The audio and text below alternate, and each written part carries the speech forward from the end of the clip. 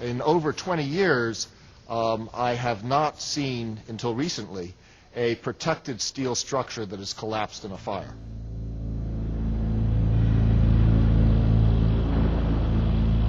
So what was the cause of the devastating explosive failure that happened at the World Trade Center? There was a heavy-duty explosion. And then all of a sudden, 3 big explosions. And the explosion blew and it knocked everybody over. There was a third explosion. Then we saw secondary explosions and then the subsequent collapses. We heard reports of secondary explosions after the aircraft impacted. Yeah, detonated. Yeah. Take down a building. It looks like one of those scenes of an old building being, purposely dynamited and blown up. The entire building has just collapsed, as if a demolition team set off. When you see the old demolitions of these old buildings, it folded down on itself, and it is not... 10 o'clock Eastern Time this morning, just collapsing on itself. This is a place where thousands of people work. We have no idea what caused this. If you wish to bring anybody who's ever watched a building being demolished on purpose knows that if you're going to do this, you have to get at the under infrastructure of a building and bring it down.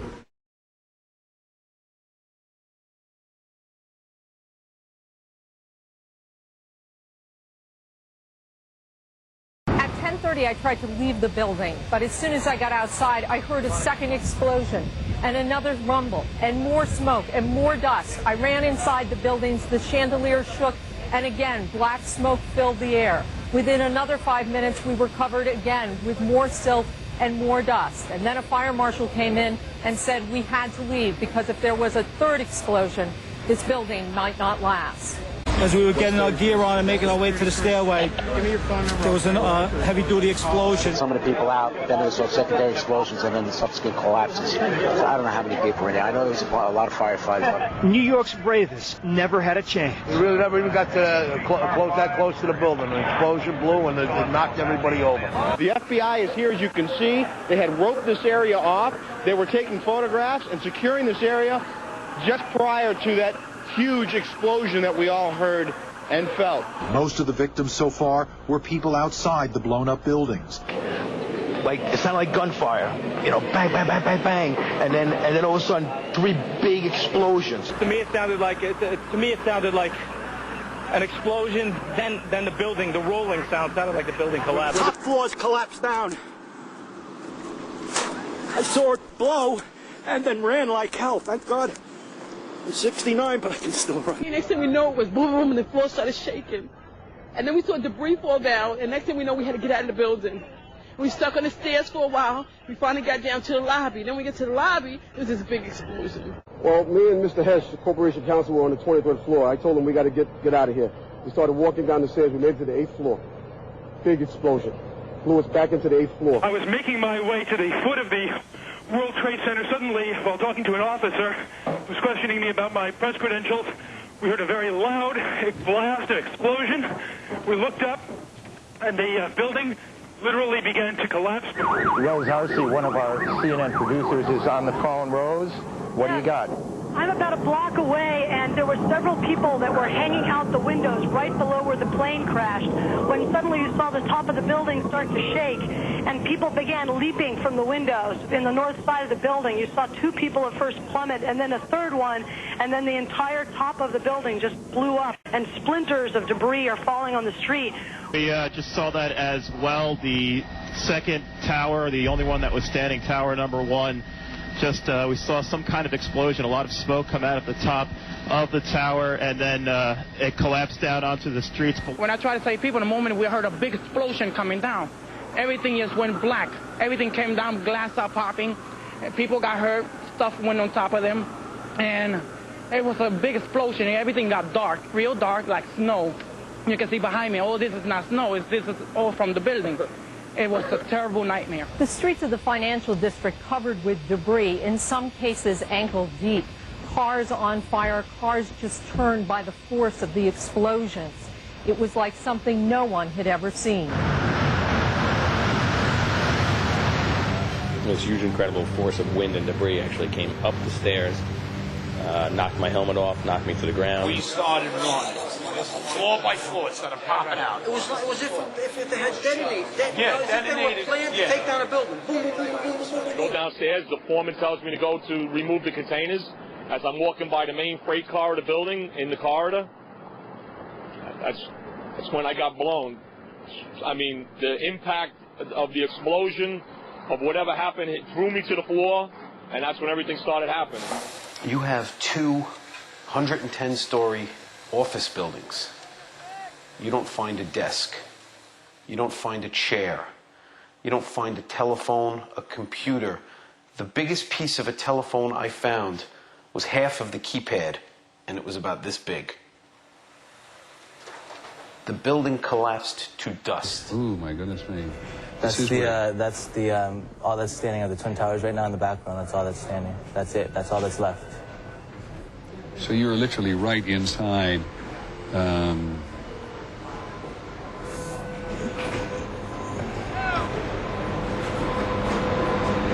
What time did you actually photograph? I don't even know. That was actually, I rode my motorcycle right up from there. That was like about an hour ago, not even. It's absolutely. Look at that. That's all that's left. Do you know whether that's the South Tower or the North Tower? That's the South Tower. And you saw no sign of life in here whatsoever? No, I went all the way right there. Like, I don't know if they edited it out yet, but there's a big hole going down to the ground. There's nobody. But the firemen said, you know, that there's been a lot of people dead, like a lot of firemen died. Because there were firemen in the building at the time trying to help people evacuate from the building. Yeah, they said 200 people died. I thought the fireman I saw too said 200 people died already. And this wall here, this is from part of the tower itself? Yeah, that's the South Tower, the lobby. And it's all the smoke and there's still fire going on in there right now. Are you walking across? Yeah, see, you're walking across, and that's your friend also with a photograph. And the building on the right that occasionally appears is in a building adjacent? Yeah, and it's just gouged. Like the parts of the Twin Tower just gouged out the building. See, that's the concourse below. That's going down like 20 feet or so. See this destruction on television, and we see the videotape. It's a bit hard to understand where things were or where are they now. Can you tell us, can you point out what is what in this maze of rubble and destruction? This was the South Tower. This was 104, 106 stories tall. This is what is left. Up there was the North Tower. And you look, and you see, and there's no concrete. There's very little concrete. All you see is aluminum and steel. What happened to the concrete? The concrete was pulverized. And I was down here Tuesday, and it was like you were on a foreign planet. All of lower Manhattan, not just this site, from river to river, there was dust powder 2-3 inches thick. The concrete was just pulverized. And what's to explain, Governor, the smoke that still comes out of the fire? There's still fire down below. There is such an incredibly deep pile of rubble, and the tower goes down 5-6 stories underground, that there's still fire underneath, smoldering.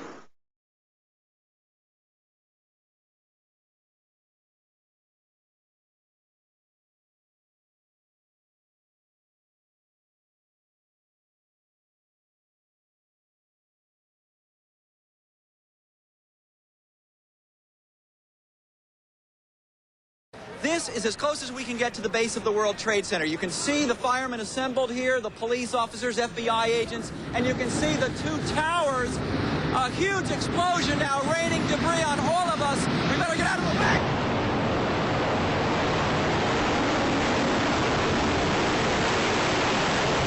Obviously, the cameraman knows he's in trouble on that one, and everybody's starting to run when they see Tower 1 falling to the ground.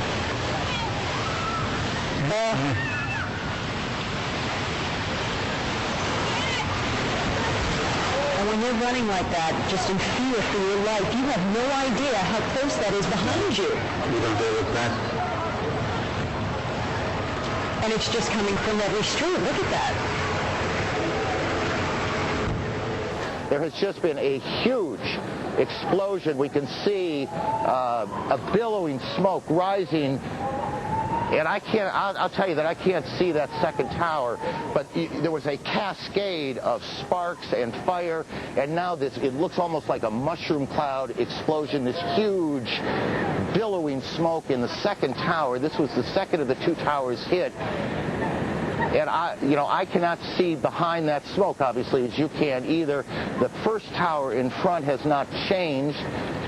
And we see this extraordinarily and frightening scene behind us of this second tower, now just encased in smoke. What is behind it, I cannot tell you. The second building that was hit by the plane has just completely collapsed. The entire building has just collapsed, as if a demolition team set off. When you see the old demolitions of these old buildings, it pulled it down on itself, and it is not there anymore. That should be it. Thanks very much. Completely collapsed. The whole side has collapsed? The whole building has collapsed. The whole building has collapsed? The building has collapsed. Appearing to fall away from the rest of the building. Can we go to the tape now? Here we go, right here. This is, I mean, when you look at it, the building has collapsed. That tower just came down.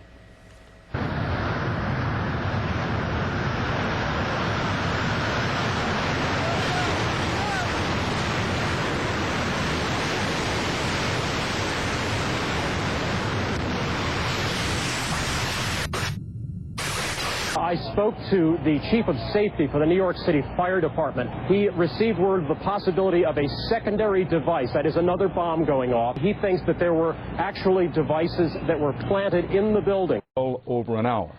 I want to underscore again that both towers have been hit. Both towers, each tower was hit by an aircraft, incoming aircraft.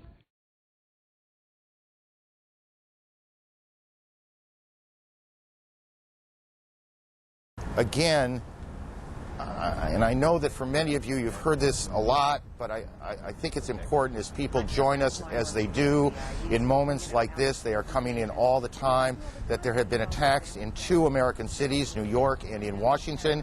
The trade centers here in New York have been hit by airplanes. In Washington, there is a large fire at the Pentagon. The Pentagon has been evacuated. And there's, you can see, perhaps the second tower, the front tower, the top portion of which is collapsing. Good Lord.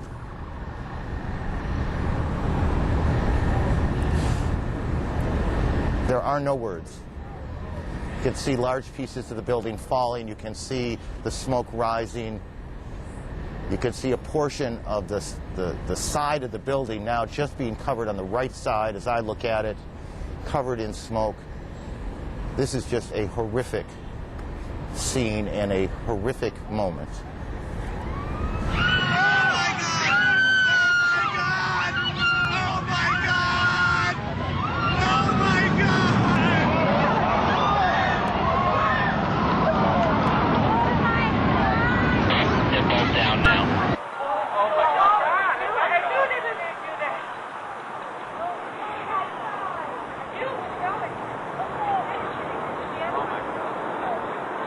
Oh my God.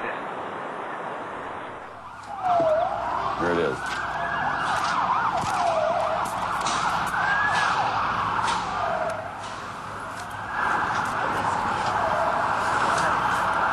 That's a videotape replay. Also, we're trapped by this. And here is the second tower that's coming down, and this was a similar situation. This defies belief.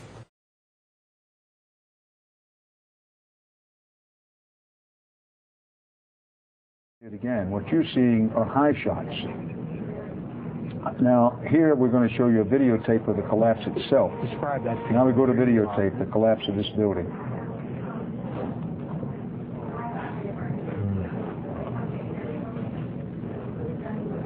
It's amazing. Amazing, incredible, pick your word. For the third time today, it's reminiscent of those pictures we've all seen too much on television before, when a building was deliberately destroyed by well-placed dynamite to knock it down. Let's just stay with this photograph for this graphic for just a second. Well, no, there's number 7 coming down.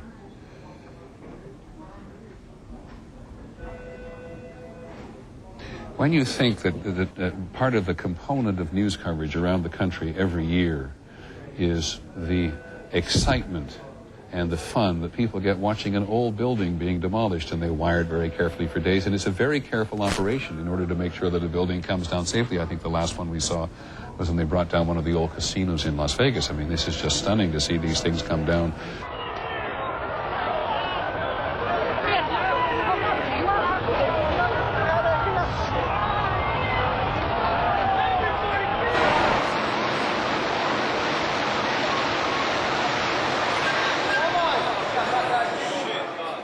Gone, man. Back live, we have had little relief here. Take a look at this. About an hour ago, World Trade Center building number 7 collapsed. A 42-story building. No word of any casualties in the building. It was the one calamity that was not a surprise. I remember getting a call from the fire department commander telling me that they were not sure they were going to be able to contain the fire. I said, you know, we've had such terrible loss of life. Maybe the smartest thing to do is pull it. And they made that decision to pull, and then we watched the building collapse.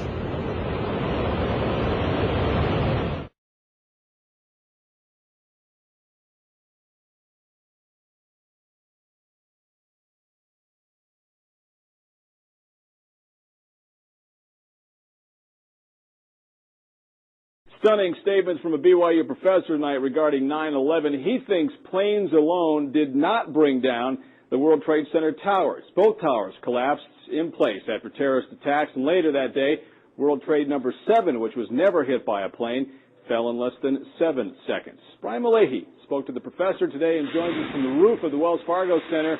A crazy theory, Brian, or any validity to this? Well, Professor Stephen Jones got an email today asking, are you some kind of nutcase? And actually, he's written an academic paper for peer review. It's been well received, he says, among his colleagues at BYU, and it is essentially this. The buildings fell on September 11th, not from planes, but from explosives that were intentionally set. Images seared in our minds. We saw the planes hit, the explosions and fire, so hot, Fortress Towers could not stand. Stephen Jones says, not so fast. They're sticking with this one hypothesis. It's almost they have blinders on. It's got to be fires and damage. Jones is a 20-year physics professor at BYU who's penned an academic paper raising another hypothesis. Explosives pre-positioned in the buildings.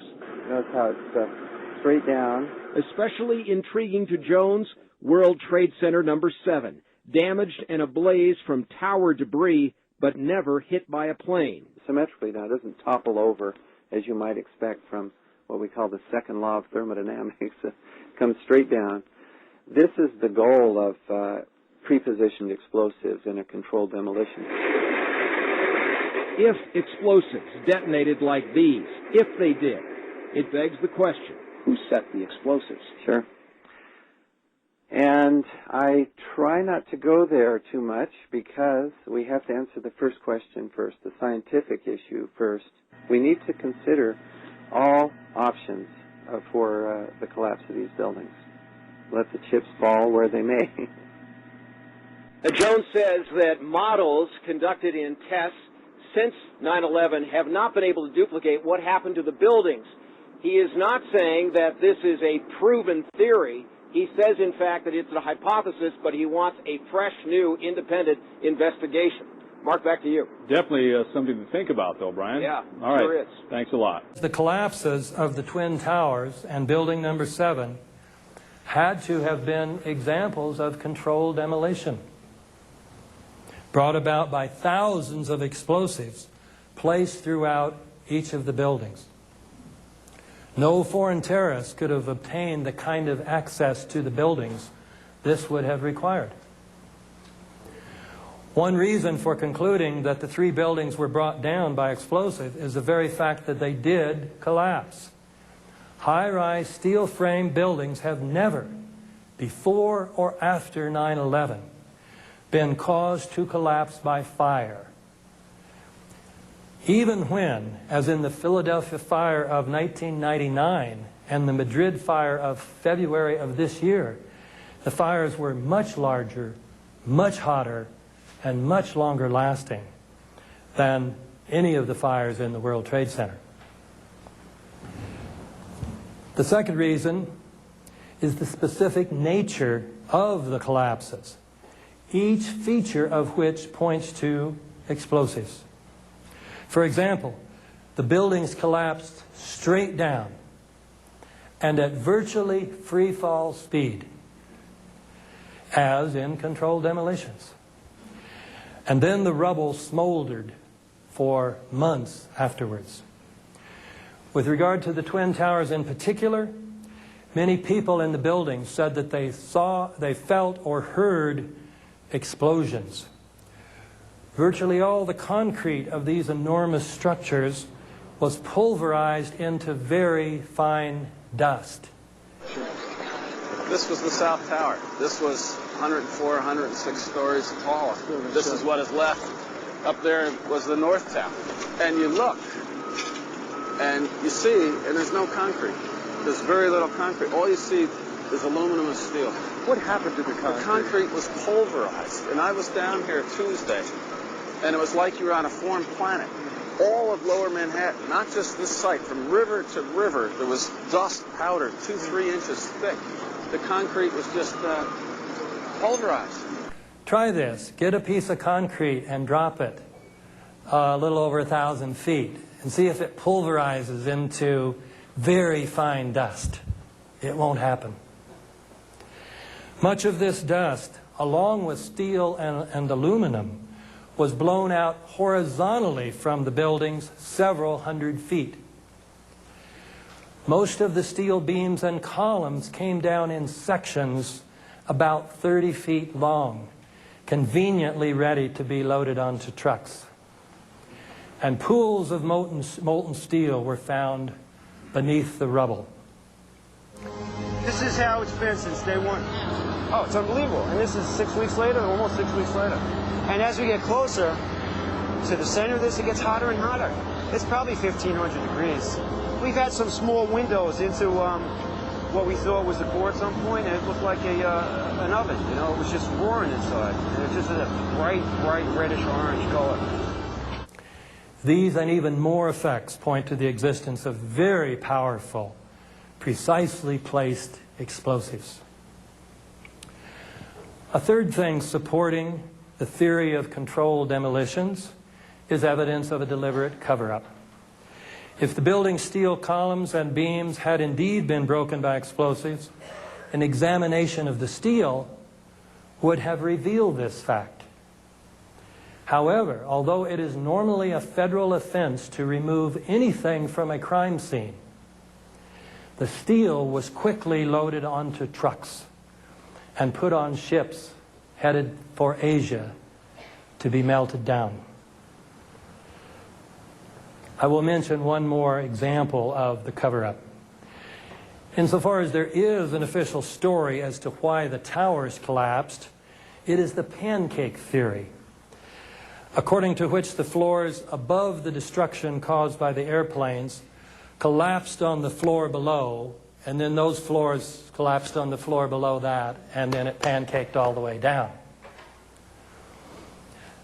Now, even if this theory were remotely plausible, can you imagine it pancaking at free fall speed? The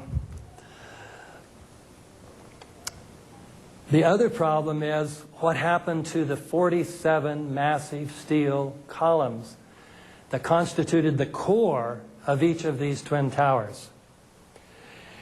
They were the weight-bearing structures of each tower. Those 47, even if the pancake theory were true, those 47 steel beams should have been sticking up at least several hundred feet into the air, just like the old phonographs, where sometimes the 78 records would collapse, but the spindle's still sticking up in the air. You should have had 47 spindles still sticking up in the air. Well, what did the 9/11 Commission report do about that problem? It avoided the problem incredibly by simply denying the existence of these columns, even though those columns, I'm not making this up. These columns were the unique feature of these towers when they were first built. So, the Commission report, after saying falsely that most of the weight of each tower was borne by the steel columns in its exterior walls, this supposedly authoritative report said the interior core of the buildings was a hollow steel shaft in which elevators and stairwells were grouped. Such a desperate lie is a sure sign of a cover-up. In any case, when we look at all these features of the collapses, the idea that they could have been caused by the impact of the airplanes plus the resulting fires is ridiculous. This is even clearer with regard to building number 7, which wasn't hit by any airplane, and yet it came down about 5:30 that afternoon. Its collapse remains so impossible to explain, except as controlled demolition, that the 9/11 Commission report did not even mention it, as if the collapse of a 47-story building was not worthy of comment. And it only had fires on floors number 7 and 12 of 47 stories.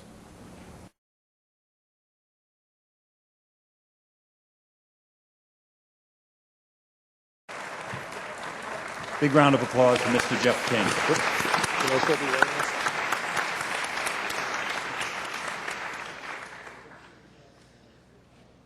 Okay.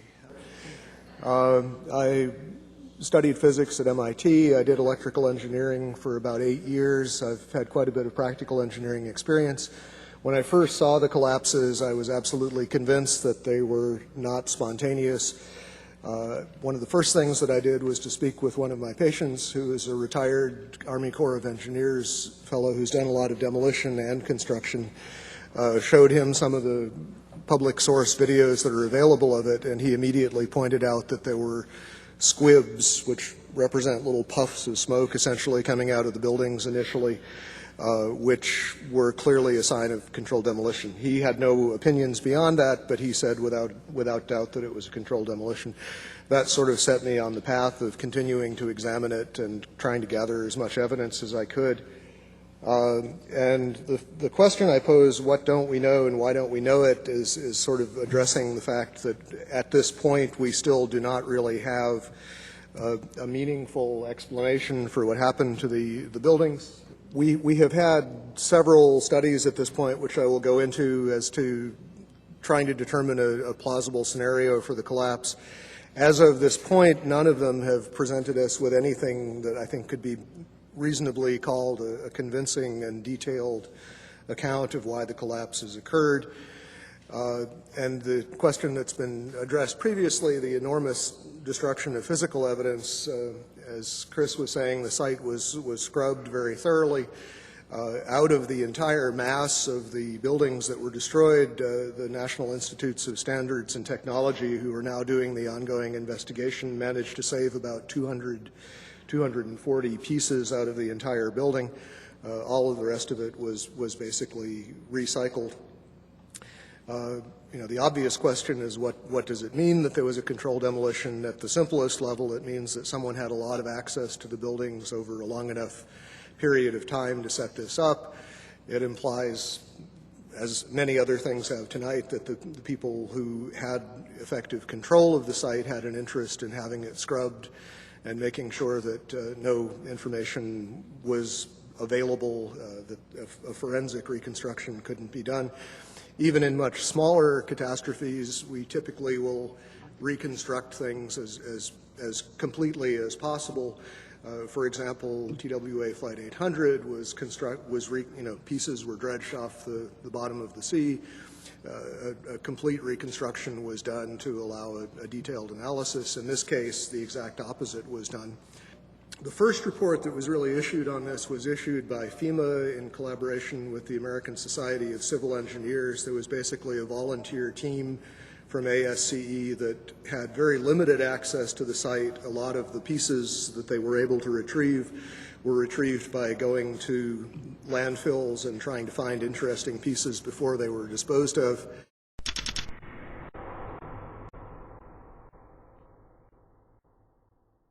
The initial FEMA report basically acknowledged that the kerosene would have burned off very quickly.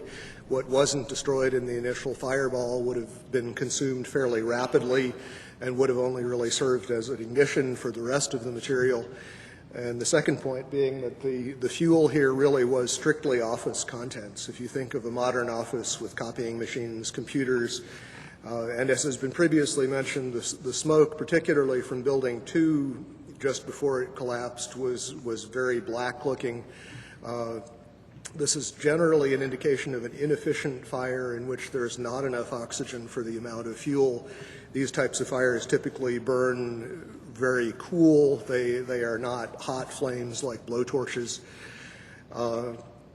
The cores themselves, basically, if you've seen diagrams of the building, there's a large central rectangle in each of the towers that contained 47 columns. And these columns basically were the primary structural support of the building. They were given the role of supporting the whole gravitational load of the building. Since they were so strong, it would have been reasonable to think that they would have withstood, at least to some extent, the collapse. But in fact, as we see after the buildings collapsed, there was basically only little stubs of these things standing up a floor or two above the ground level. The cores did not have much in them that would burn. The cores basically were dedicated to things like elevator shafts, utility shafts, stairways. So you have drywall material, you have a little bit of carpeting, you don't really have any inflammable material in the core itself. The core was specifically designed so it could not function as a chimney. They did not want, in the case of a fire, for the fire to be able to travel through the elevators or for air to come in through the elevators.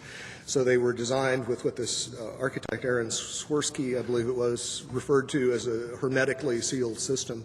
There were fire shutters that were designed to close off the core in the event of an event like this. And those, as far as we know, functioned properly, which means that there was a very limited amount of oxygen available. Okay, as far as the issue of what failed and how, some of the initial suggestions, and these showed up in the NOVA documentary, which is a good example of what I like to call proof by computer animation.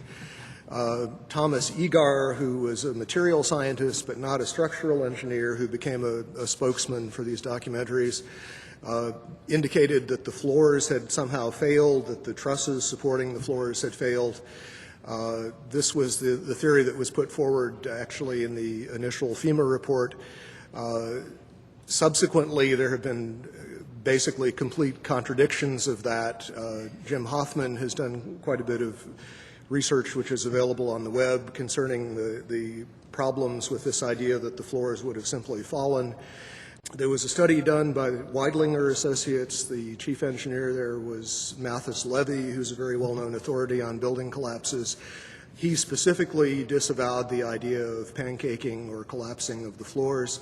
And the most recent official report we have on this, which is from National Institutes of Standards and Technology, NIST, rejected the idea that floor collapse was part of it.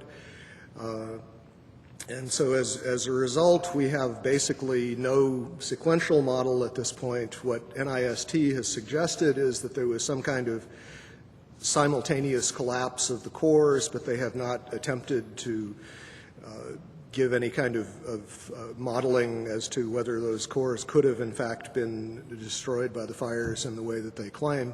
Unfortunately, the material that would have allowed a detailed fire analysis, the actual physical evidence, is all gone. One of the most significant things to my thinking that indicates that this could not have been the sort of collapse that we are told it was is the presence of the dust clouds. And as you've seen in the pictures, and I'm sure all of us have seen probably more than we would like, there were very, very large clouds of very thick dust that enveloped the area, that crossed the river, that made it almost all the way to New Jersey from the pictures that I've seen. This type of flow is something that we are familiar with in physics. It occurs in only two situations that we know of naturally.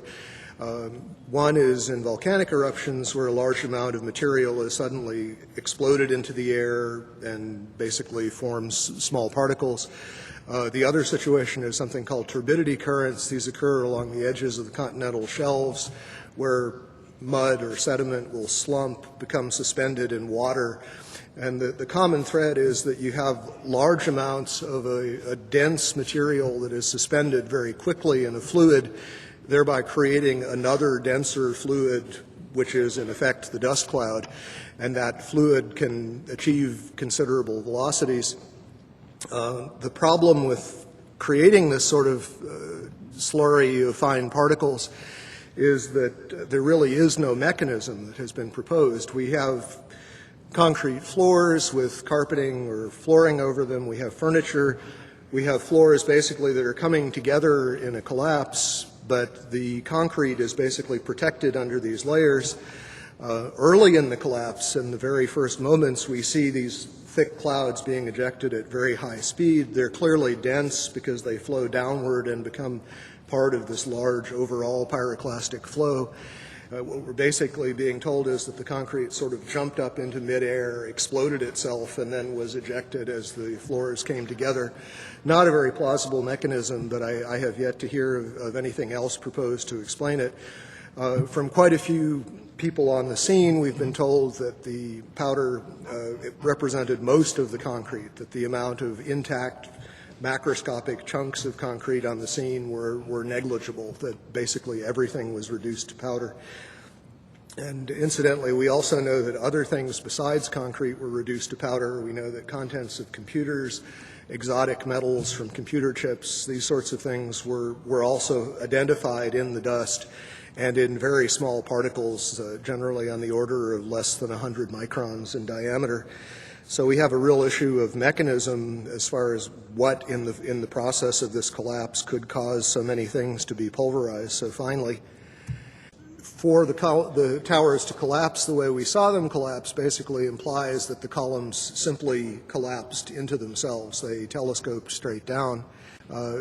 Steel keeps a lot of its structural integrity, even when heated, until you begin to approach the melting point. You don't really see a catastrophic loss of strength, and this is what we're talking about. We're talking about basically vertical box columns collapsing into themselves, which implies a complete loss of mechanical strength. And as far as the initial impacts, this recent NIST study made an interesting point about World Trade Centers 2. The film analysis showed that it oscillated for about 4 minutes after it was struck by the airplane, and the oscillation rate was identical to what would be expected for the intact tower. Trade Center towers and most modern buildings are heavily redundant in the sense that the load bearing can be shifted to other members if some of them fail, and we saw that happen in this case. Stresses do redistribute, but absent further weakening of the structural members, that distribution is limited. It happens, the structure restabilizes, and unless there's significant further damage, it doesn't progress to a total collapse. World Trade 1 began collapsing from the very top after an hour and 40 minutes. It's very hard to imagine office contents progressively heating up hotter and hotter over that period of time. And for a building to collapse from the very top, which is the least heavily loaded, is also very odd, to say the least. Just a couple of other anomalies. As we know, there were reports of explosions. There were reports of underground explosions in both of the towers at the time of the impact from a building engineer by the name of Philip Morelli. There are interviews with him on the web. From the Naudet brothers film, 9/11, we see that the lobby of the North Tower was extensively damaged with what looks like high explosive blast damage, and this was immediately after the plane collision. But we know that on the weekend before there were power downs, and there appear to have been evacuation drills going on throughout the previous week, which suggests that at least some people knew that something was happening. The power downs may represent a time window in which demolition charges would have been planted. although I think it's possible that they also were planted over a much longer period of time, given the relative accessibility of the buildings. Okay, that's all I have to say. Thank you.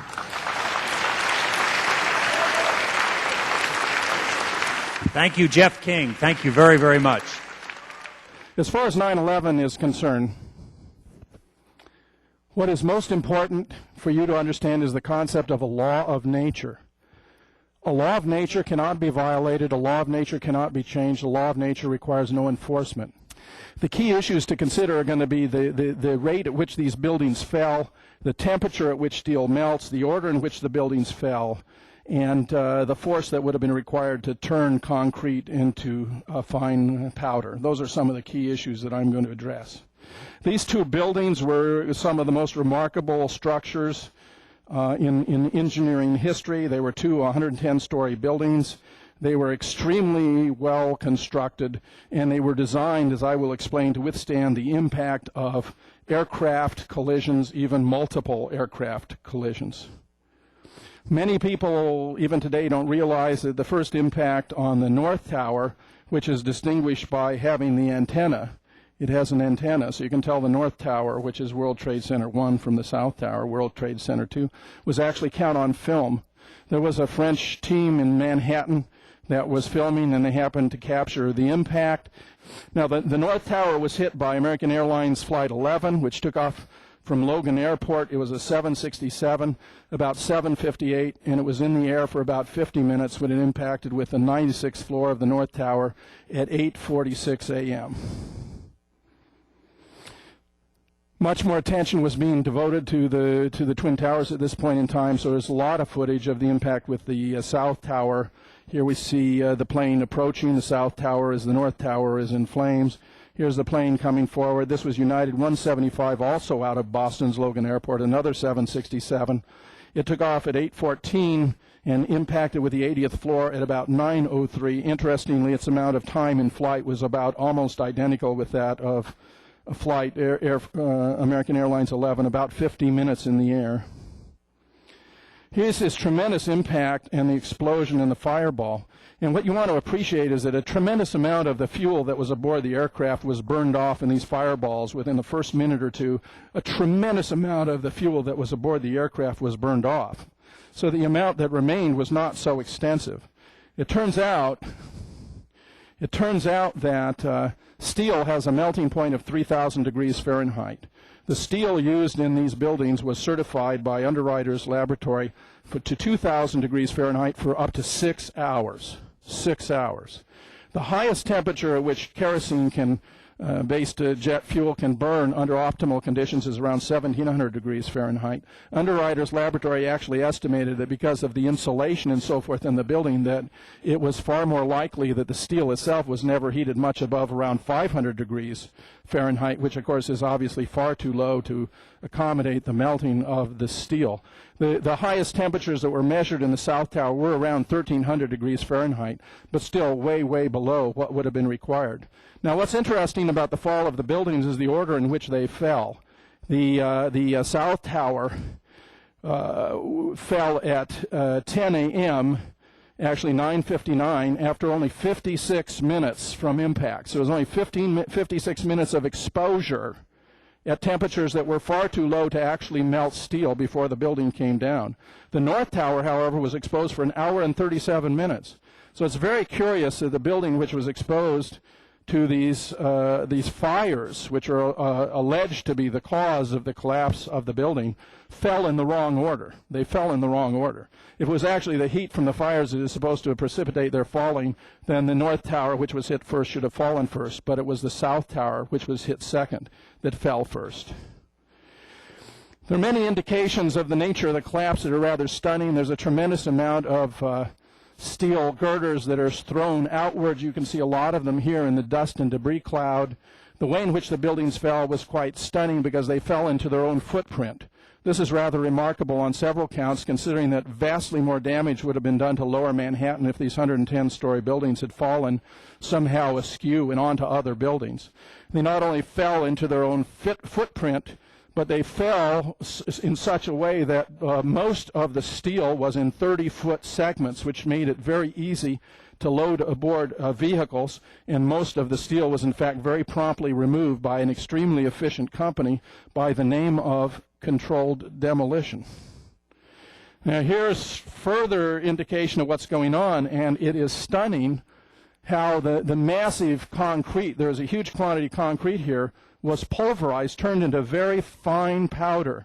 Now, if these buildings had come down, as the government contends, by virtue of this pancake effect, there should have been a tremendous pile, a residue of concrete chunks, concrete boulders and all that. No such was found. In fact, this concrete was turned into very fine dust, which required a tremendous amount of greater amount of explosives than the energy that would have been released by the pancaking effect of the building.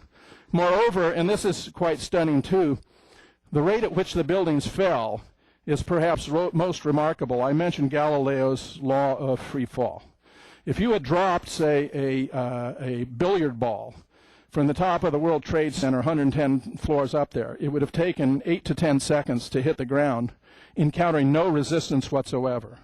There is no scenario for a pancake effect of buildings falling that allows them to fall at the rate of free fall. If you were just to surmise, hypothetically as an approximation, that they would take a second for each floor to collapse, and if you were talking about the whole 110 floors, that would represent 110 seconds, or 100 seconds too many.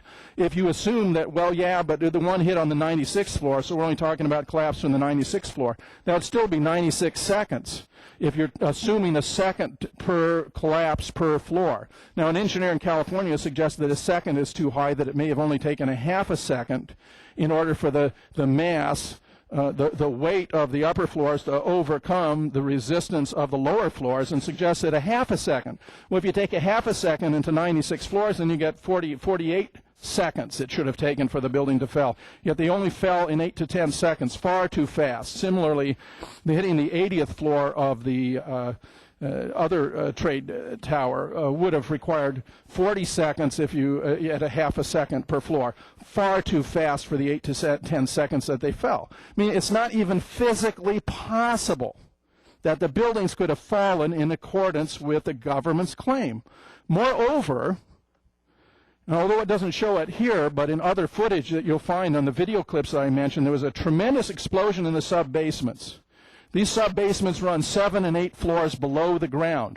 There was tremendous explosion in the sub-basements that was even recorded on seismographs run by Columbia University about 8 or 9 seconds before the building started to fall. About 8 or 9 seconds, that is to say, before the planes impacted with the buildings. The tremendous explosions in the sub-basement. I mean, it's really dramatic stuff.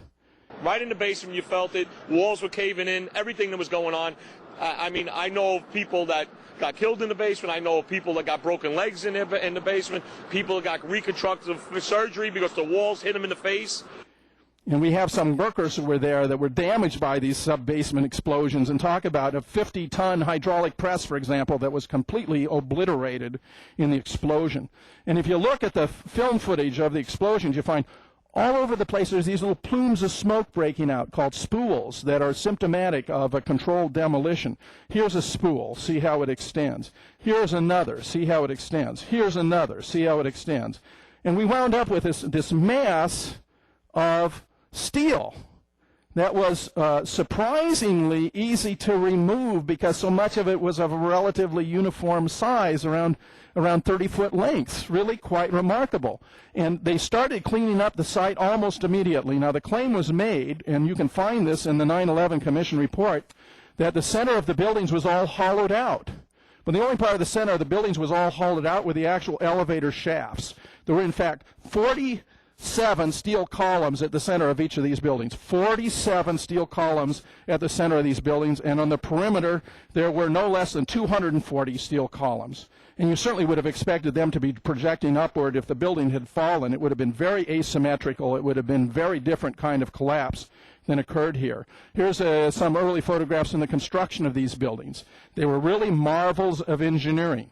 These were brilliantly conceived buildings, and they were built in the full knowledge that it might be the case that they have to resist the impact of aircraft. Here is Frank DiMartini, who was a chief engineer on one of the towers, who reported that they were constructed in such a fashion and they were so resilient that the impact of the largest known commercial aircraft at the time, a Boeing 707, would be like sticking a pencil through mosquito netting. The building was designed to have a fully loaded 707 crash into it.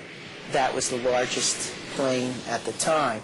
I believe that the building probably could sustain multiple impacts of jetliners because this structure is like the mosquito netting on your screen door, this intense grid, and the jet plane is just a pencil puncturing that screen netting. It really does nothing to the screen netting. And I found 3 other engineers who played primary roles in the project who say the same thing. This guy, Frank DiMartini, was killed on 9/11 when the buildings collapsed. Here's a comparison of the Boeing 707 with the 767. They're very similar in their dimensions, in their maximum takeoff weight, maximum fuel capacity, cruise speeds, and the like. These are very similar aircraft. Let me mention, by the way, that this is the first and only time in history that any steel structure, skyscrapers, are ever collapsed due to fire. It has never before been recorded in the history of structural engineering, before or since. So government is asking us to believe that on this one day, 9/11, as it were, the laws of physics were suspended and phenomena never before known to structural engineering were taking place just in this exact location. Here is World Trade Center building number 7. This was a 47-story skyscraper, which if it hadn't been surrounded by 110-story buildings would have been regarded as quite a substantial building. This building fell at 5:25 p.m., never having been hit by any aircraft and only having sustained 2 relatively small fires.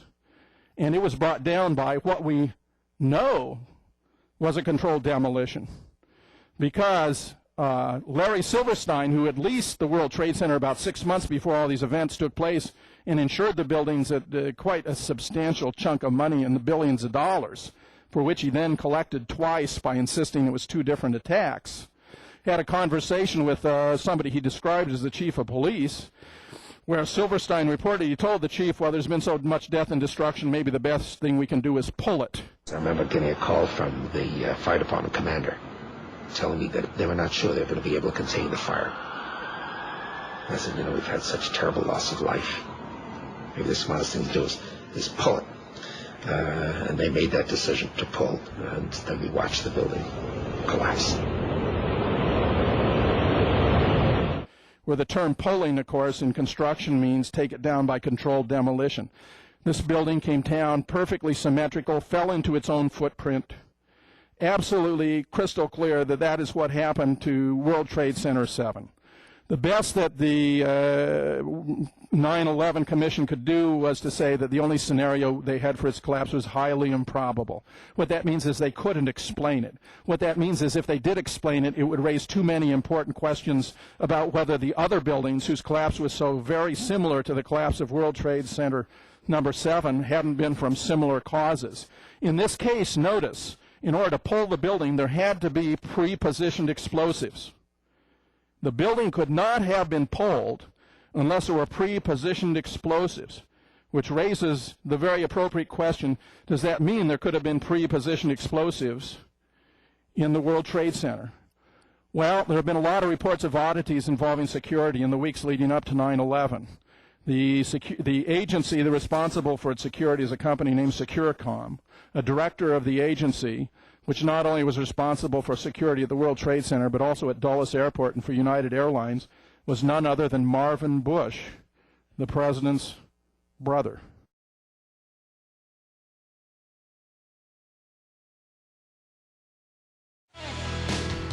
Hello, I'm AJ Hammer, live in New York City. And I'm Brooke Anderson, live in Hollywood. AJ, it's been incredible. Pretty hard to believe, actually, the response we got today to the incredible story Showbiz Tonight broke last night. Actor Charlie Sheen's startling claims that the government may be covering up what really happened on September 11th. So many emails coming in. We've been really overwhelmed today. Between the emails, the blogs, the websites, everybody is writing and talking about it. Charlie Sheen made the comments during a hard-to-believe interview on a radio show. And don't move, because in just a moment, the host of the radio show, the guy who actually spoke with Sheen, is going to join me live here on Showbiz Tonight. But first, let's get you up to speed on the latest developments. The more you look at stuff, especially specific incidents, specific events in or around the fateful day, it just raises a lot of questions. The questions Charlie Sheen is raising about the 9/11 attacks are raising a lot of eyebrows. Our email inbox immediately started to overflow, and the coverage on Showbiz Tonight is getting a lot of attention. The website 9/11 Blogger calls Showbiz Tonight's coverage, quote, the first time a major news station has covered 9/11 questions in any reasonable format. It all started with a radio interview Sheen gave to GCN radio network host Alex Jones, a cult hero of sorts to 9/11 conspiracy theorists. Well, during the interview, Sheen made clear that he backs Jones' views. We're not the conspiracy theorists on this particular issue. It seems to me like, 19 amateurs with box cutters taking over 4 commercial airliners and hitting 75% of their targets.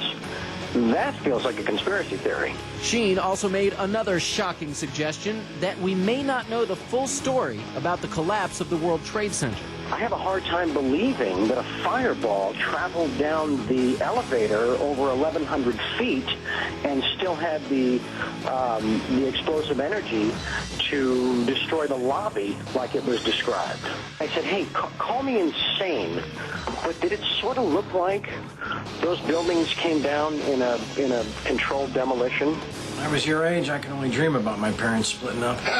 As the star of the hit sitcom 2.5 Men, Sheen is seen weekly by about 10 million people, and many of them may end up paying attention to his controversial comments on 9/11. Welcome back to Showbiz Tonight. I'm A.J. Hammer in New York. This is TV's only live entertainment news show. We have been getting an overwhelming response to our Showbiz Tonight question of the day. We've been asking, Charlie Sheen speaks out. Do you agree there is a government cover-up of 9/11? Here's the vote so far. 67% of you say yes. 33% of you say no. Some of the emails we've received includes one from Jennifer in North Dakota. She writes, Charlie Sheen has no evidence, and it is a shame that celebs get their voice and opinions heard because of their status. We also heard from Danny, who lives in Kentucky. Danny says, God bless Charlie Sheen for standing up and speaking his mind on what is the most devastating event to hit our nation, 9/11.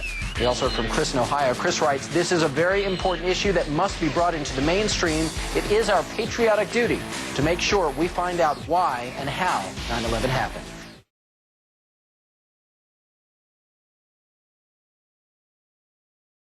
My guest, Morgan Reynolds, ex-Labor Department economist for the George W. Bush administration in the first term. What led you to take a look at this 9/11 event? Well, I left in January of '03 after 16 months in the current Bush administration in their first term. We just saw the tops of those both towers blown to kingdom come, and then progressively they were pulled out from under them. There was almost no resistance from lower floors, which had 0 impact damage and 0 fire damage. It's pretty clear, if you look at it, that this is an inside job, isn't it? Oh, yeah. It's overwhelming when you... the number one piece of evidence is, of course, the demolition of all 3 buildings at the World Trade Center. Oh, my God. We just witnessed some kind of secondary follow-up explosion on the World Trade Center #2, the wall. Secondary. There was another major explosion. The building itself, literally the top of it came down, sending smoke and debris everywhere. Just seconds ago, there was a huge explosion, and it appears right now the second World Trade Tower has just collapsed. There were 2 or 3 similar huge explosions, and the building literally shook. You literally shook at the base of this building. We understand now there has been a secondary explosion on Tower 2. What happened was I was down in the basement. All of a sudden we heard a loud bang, and the elevator doors blew open. Some guy was burnt up, so I dragged him out. His skin was all hanging off. I was about 5 blocks away when that I heard explosions, 3 thuds, and turned around to see the building we just got out of, antenna tip over and fall in on itself. Federal agencies that were down there do believe that there was some sort of explosive device somewhere else besides the planes hitting. I got an eyewitness who said there was an explosion on floor 7-8. And we got another explosion on the tower, 1013. Tower 2 has had a major explosion and what appears to be a complete collapse surrounding the entire area.